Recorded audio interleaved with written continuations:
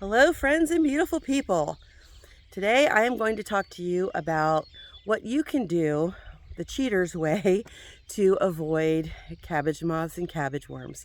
So, one of the most frustrating things is to get big, beautiful heads of cabbage or nice looking stalks of Brussels sprouts, and then all of a sudden there's this invasion, or soaking your cauliflower in water before you eat it and all the little worms that come out. So I did some research and I found these tents. Now, these aren't for everyone, but in my opinion, they were definitely worth the money. And so we started out with 2 of them, and I will just show you now, with 2 of these tents at the old farm. These are 4x8, and at the old farm, they actually sat on top of the wood. But at this farm, and this will just show you what a difference one little thing can make. When we made our 4x8 at the old farm, this was on the inside, this was on the outside. Well, you do that in 2 spots, and lo and behold, I was a bit panicked about how we were going to do it. But what we did was we put them down inside and anchored them. So this is actual just insect netting, and water goes in, and it also keeps the bunnies out. And we've evidently had an issue with bunnies. But the side here unzips. It has 2 zippers on it. I'm only going to do 1. So this bed here is, I think, my Brussels sprouts. It could be cabbage. And all I did was, and then back there, I will plant some onions or leeks or something that doesn't need pollinated, because I don't let anything go to waste. And these are actually, a couple of these are a little too close together. Yeah, these are, and then this little guy. So I put the eggshells down to keep the slugs off. They don't like it very well. But it makes it easy to get in there and weed. You're not having to weed nearly as much with this because the weed seeds aren't getting in. There are, obviously you're going to have some, but you just take this little zip and zip her down. And there's more than one spot you can do that. You can actually do that here, there, and there. So it's just from the one side, but you can unzip all 3. And then what I liked about them was, and I'm not paid to tell you about these. It's just something that's worked for me that I absolutely love. But they also come with this. So this one is the frost-proof one. And this little window can go up or down. Now I've got to get in this one today in water because this one doesn't let water in.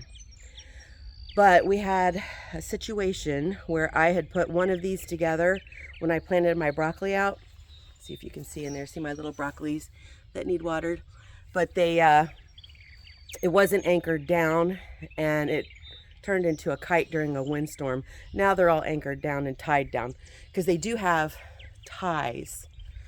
Can you see on the inside where you tie them to the bars? I put these together by myself in, I don't know, maybe 20 minutes per, but I love them. So again, each one comes with both the frost or the netting, and the netting. And so you can switch out between the 2. So this is a great way to extend your garden at the end of the year or to get out here a little bit early. Now I have a replacement netting ordered for this one, and it should be here hopefully next week. Otherwise, I'm going to spend a lot of quality time out here because it's 80-degree forecast for, I think, next week or later on. But there they are. I've got 4 of them. 1 for broccoli, 1 for cabbage, cauliflower, and Brussels sprouts. The Brussels sprouts will get a little high in this one, so I'll be curious to see how that works out. Now we didn't do these as true raised beds like we did at the old farm. I amended the soil some because all of our soil here is horrible, but it's not built up along the sides. And for next year, we probably will. This year, we were just doing what we could do to get stuff in the ground.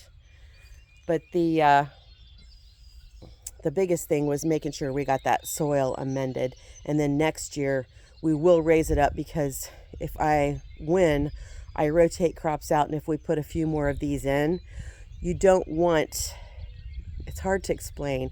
At the old farm, I let the dirt get down too far, like this far, and like a tomato and a bean bed. And that really, in my opinion, caused me to have some fungal issues. So I do want to make sure that, I'm going to build this. He did this with 2x12s this time. And I really feel like I'm going to have to, build this up about 6 inches for next year. But that's it. I just wanted to show you how I cheat. And there's nothing wrong with cheating as long as it's going to help us in the end. And I'll show you some other cheater ways. We got a little bit of rain last night. I'll show you. Just enough to keep me from finishing planting my asparagus. There's where the high tunnel's going to be. And there, he worked on that garden again for me. So we're close. We're so close. And we're also so excited. So until next time, friends, be blessed and be a blessing. If you have other ways that you're using to discourage those cabbage moths, put it in the comments below. I'd love to hear about it. Thank you.